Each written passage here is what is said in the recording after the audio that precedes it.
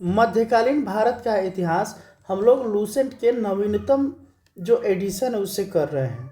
अभी हम लोग इसके पेज नंबर 37 पर हैं, जैसा कि आप लोग देख सकते हैं। और थोड़ा सा बचा हुआ है, गोस्वामी तुलसीदास इसको कवर करके हम लोग मुगल साम्राज्य शुरू करने वाले हैं।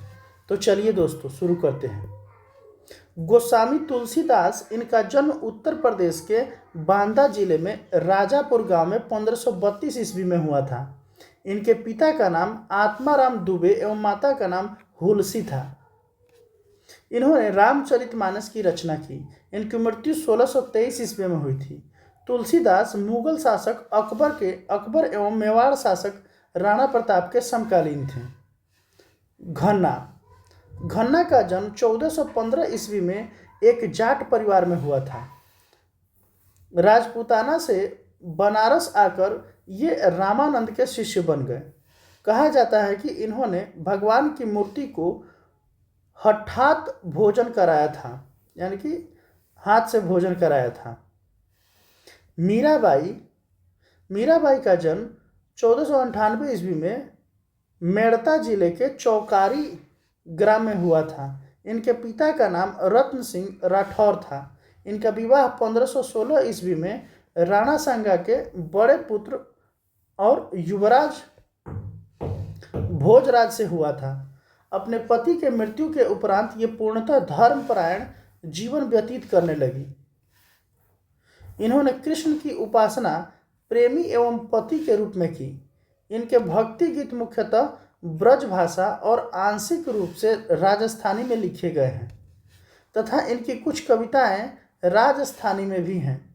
इनकी मृत्यु 1546 में द्वारका में हो गई। संत रविदास जी, जिनको रैदास भी कहा जाता है, को मीराबाई का गुरु माना जाता है। रैदास ये जाति से चमार थे और बनारस के रहने वाले थे। ये रामानंद के 12 शिष्यों में से एक थे। इनके पिता का नाम रघु तथा माता का नाम घुरबिनिया था।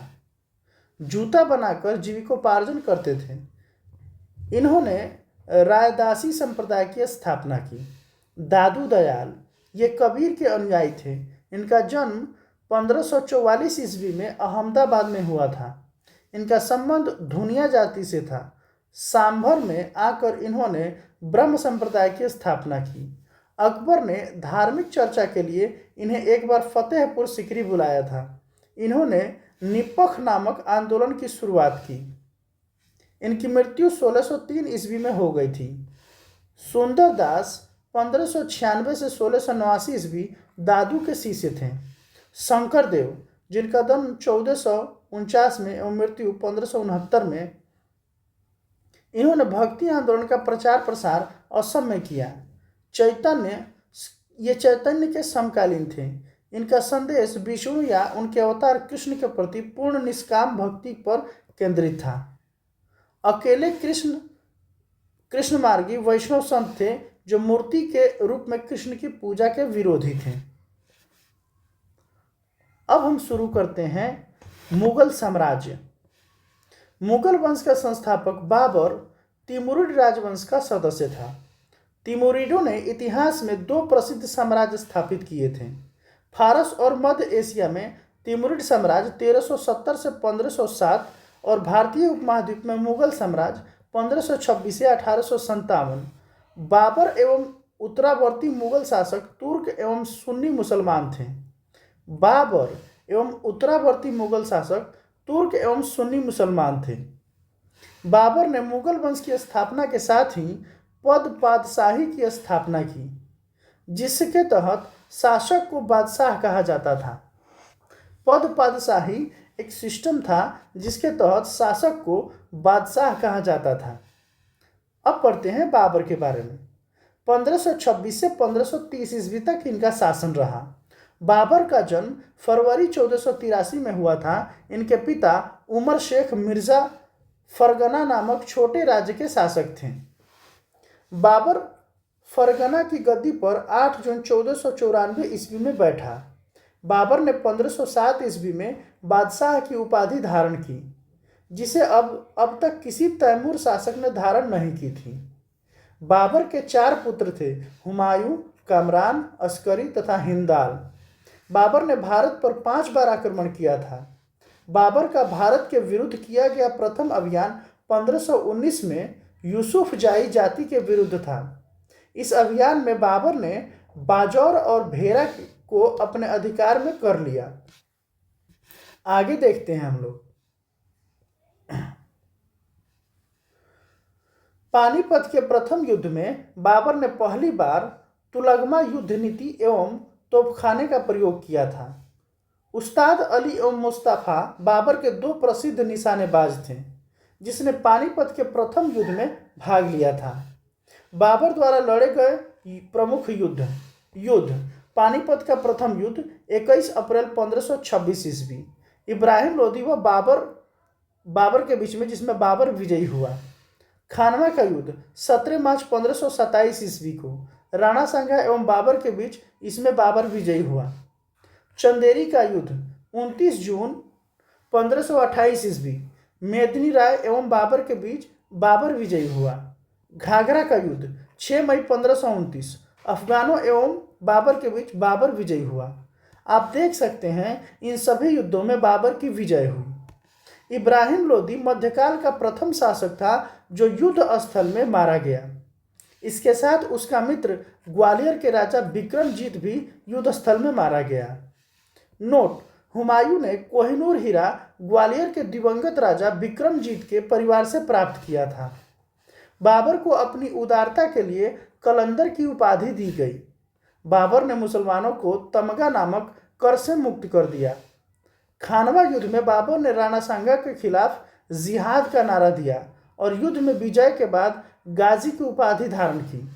30 जनवरी 1528 ईस्वी को जहर दे देने के कारण राणा सांगा की मृत्यु हो गई। बाबर ने बंगाल के शासक नुसरत शाह के साथ 6 मई 1529 को एक दूसरे की संप्रभुता का सम्मान करने का वादा करते हुए एक संधि की, जिसके अनुसार नुसरत शाह ने अफगान विद्रोहियों को शरण न देने का वचन दिया। करीब 48 वर्ष की आयु में 26 दिसंबर 1530 ईस्वी को आगरा में बाबर की मृत्यु हो गई। प्रारंभ में बाबर के शव को आगरा के आराम बाग में दफनाया गया, बाद में काबुल में उसके द्वारा चुने गए स्थान पर दफनाया गया। बाबर की मातृभाषा तुर्की थी, लेकिन वह अरबी और फारसी का भी अच्छा ज्ञाता था। बाबर ने अपनी आत्मकथा बाबरनामा तुर्की में की रचना की, जिसका अनुवाद बाद में फारसी भाषा में अब्दुल रहीम खान खाना ने किया।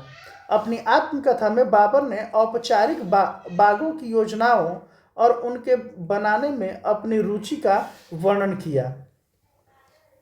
अक्सर ये बाग दीवार से घिरे होते थे तथा कृत्रिम नहरों द्वारा 4 भागों में विभाजित आयताकार अहाते में स्थित थे। 4 समान हिस्सों में बटे होने के कारण ये 4 बाग कहलाते थे। नोट: 4 बाग बनाने की परंपरा की शुरुआत अकबर के समय से हुई। बाबर को मुबैया नामक पद्य शैली का भी जन्मदाता माना जाता है। बाबर प्रसिद्ध नक्शबंदी सूफी ख्वाजा उबैदुल्ला अहरार का अनुयायी था। बाबर का उत्तराधिकारी हुमायूं हुआ। हुमायूं को पढ़ते हैं। ये 1530 से 1556 ईस्वी तक शासन किया।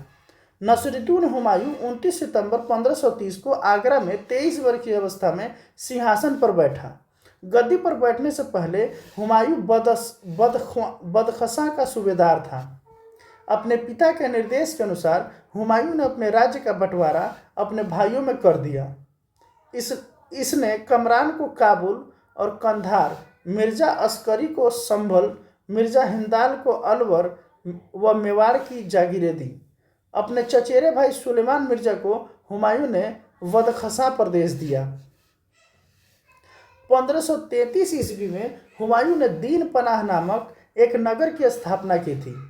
चौसा का युद्ध 25 जून 1539 ईस्वी में शेर खां एवं हुमायूं के बीच हुआ। इस युद्ध में शेर खां विजयी रहा। इसी युद्ध के बाद शेर खां ने शेर शाह की पदवी ग्रहण की। बिलग्राम या कनौज युद्ध 17 मई 1540 ईस्वी में शेर खां एवं हुमायूं के बीच हुआ। इस युद्ध में भी हुमायूं पराजित हुआ। शेर खां ने आसानी से आगरा एवं दिल्ली पर कब्जा कर लिया। बिलग्राम युद्ध के बाद हुमायूं सिंध चला गया, जहां उसने 15 वर्षों तक घुमक्कड़ों जैसा निर्वासित जीवन व्यतीत किया। निर्वासन के समय हुमायूं ने हिंदाल के आध्यात्मिक गुरु फारसवासी शिया मीर बाबा दोस्त उर्फ मीर अली अकबर जामी की पुत्री हमीदा बानो बेगम ने 29 अगस्त 1541 को निकाह कर लिया। हमीदा बानो बेगम से 29 अगस्त 1541 को निकाह कर लिया, जो कि मीर बाबा दोस्त उर्फ मीर अली अकबर जामी की पुत्री थी। हमीदा बानो बेगम कालांतर में हमीदा से ही अकबर जैसे महान सम्राट का जन्म हुआ। 1555 में हुमायूं ने पंजाब के सूरी शासक सिकंदर को पराजित कर पुनः दिल्ली की गद्दी पर बैठ गया। हुमायूं द्वारा लड़े गए 4 प्रमुख युद्धों का क्रम है। देवरा का युद्ध 1531 ईस्वी में, चौसा का युद्ध 1539 ईस्वी में, बिलग्राम का युद्ध 1540 ईस्वी में एवं सरहिंद का युद्ध 1555 ईस्वी में। 1 जनवरी 1556 ईस्वी को दीन पनाह भवन में स्थित पुस्तकालय शेर मंडल की सीढ़ियों से गिरने के कारण हुमायूं की मृत्यु हो गई।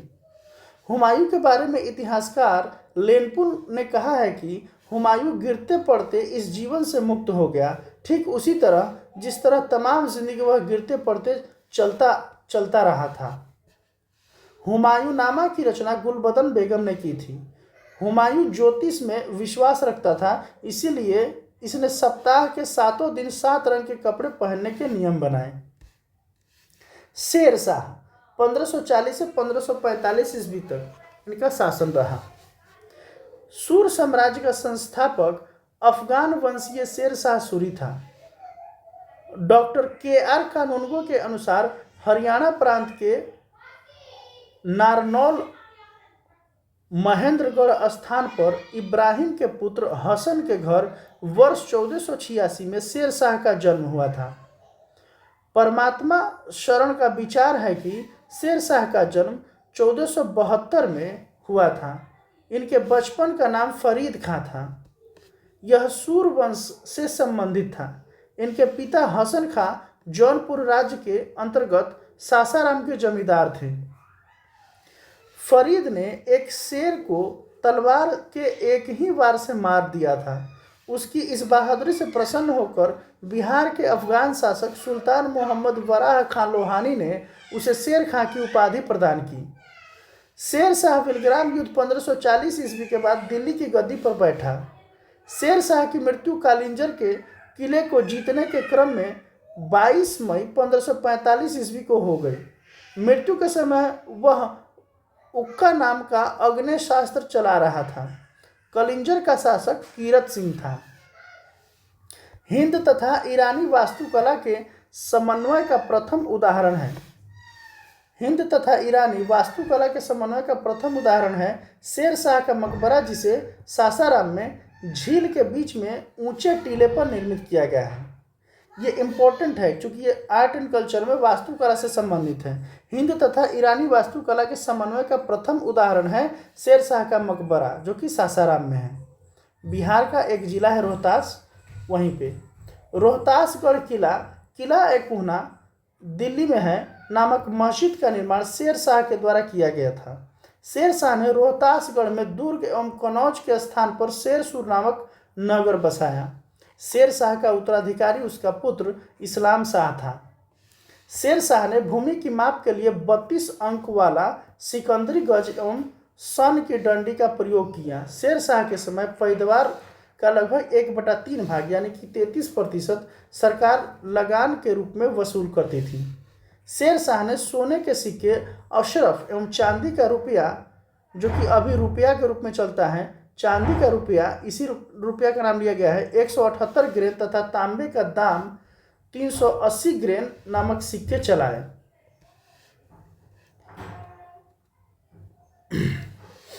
चांदी का रुपया सर्वप्रथम शेर शाह ने जारी किया। चांदी के रुपये तांबे के दाम का विनिमय अनुपात 1:64 था। शेर शाह के समय तांबे के अन्य सिक्के थे अधोला, पावला, दमड़ी, जीतल, कबूलियत एवं पट्टा प्रथा की शुरुआत शेर शाह ने की थी। आइए आगे देखते हैं।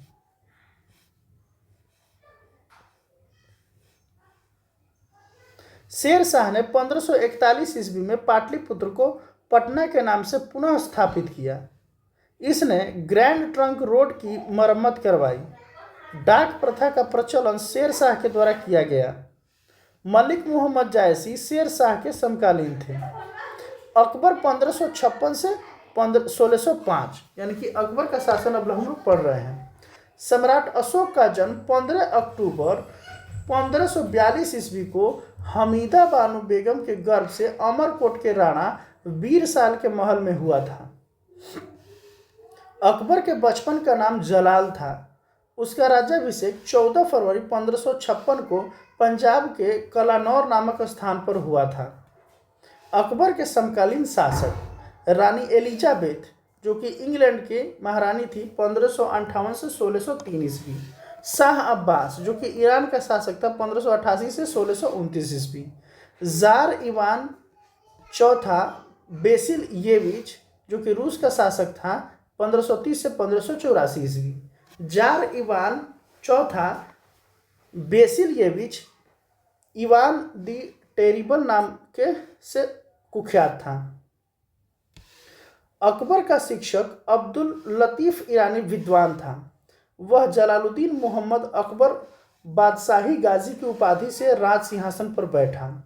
बैरम खां शिया मतावलंबी 1556 से 1560 ईस्वी तक अकबर का संरक्षक रहा। वह बदखशां का निवासी था। उसे प्यार से खानी बाबा कहा जाता था। पानीपत की दूसरी लड़ाई 5 नवंबर 1556 ईस्वी को अकबर और हेमू के बीच हुई थी। इस युद्ध में अकबर की विजय हुई। 31 जनवरी 1561 ईस्वी को मक्का की तीर्थ यात्रा के दौरान पाटन नामक स्थान पर मुबारक खां नामक युवक ने बैरम खां की हत्या कर दी। 1562 ईस्वी में अकबर ने हरम दल से अपने को पूर्णतः मुक्त कर लिया। हल्दी घाटी का युद्ध 18 जून 1576 ईस्वी को मेवाड़ के शासक महाराणा प्रताप एवं अकबर के बीच हुआ। इस युद्ध में अकबर विजयी हुआ। इस युद्ध में मुगल सेना का नेतृत्व मान सिंह एवं आसफ खां ने किया था। अकबर का सेनापति मान सिंह था। हल्दी घाटी युद्ध के समय कुंभलगढ़ राणा प्रताप का राजधानी थी। राणा की ओर से इस युद्ध में हकीम खां सूर के नेतृत्व में एक अफगान फौजी टुकड़ी एवं भीलों की एक छोटी सी सेना ने भाग लिया था। महाराणा प्रताप की मृत्यु 19 जनवरी 1957 ईस्वी में एक सख्त धनुष की प्रत्यांशता चढ़ाते समय अंदरूनी चोट लग जाने के कारण हो गई। महाराणा प्रताप की मृत्यु 19 जनवरी 1957 में एक सख्त धनुष की प्रत्यंचा चढ़ाते समय अंदरूनी चोट लग जाने के कारण हो गई।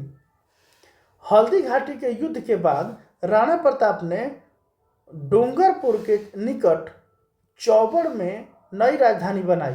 महाराणा प्रताप के घोड़े का नाम चेतक एवं हाथी का नाम राम प्रसाद था। दीन ए इलाही धर्म का प्रधान पुरोहित अकबर था। दीन ए इलाही धर्म स्वीकार करने वाला प्रथम एवं अंतिम हिंदू शासक राजा बीरबल था। महेश दास नामक ब्राह्मण को राजा बीरबल की पदवी दी गई थी, जो हमेशा अकबर के साथ रहता था। अकबर ने जैन धर्म के जैनाचार्य हरिविजय सूरी को जगत गुरु की उपाधि प्रदान की थी। अकबर ने शाही दरबार में एक अनुष्ठान के रूप में सूर्योपासना शुरू करवाई। राजस्व प्राप्ति की जब्ती प्रणाली अकबर के शासनकाल में प्रचलित थी। अकबर ने दीवान राजा टोडरमल खत्री जाति ने 1580 ईस्वी में 10 साल बंदोबस्त व्यवस्था लागू की। गुजरात विजय के दौरान अकबर सर्वप्रथम पुर्तगालियों से मिला और यहीं उसने सर्वप्रथम समुद्र को देखा। नोट: गुजरात अभियान को इतिहासकार स्मिथ ने संसार के इतिहास का सर्वाधिक द्रुतगामी आक्रमण कहा है। अकबर के दरबार में प्रसिद्ध चित्रकार अब्दुस समद था। अकबर के दरबार का प्रसिद्ध संगीतकार तानसेन था।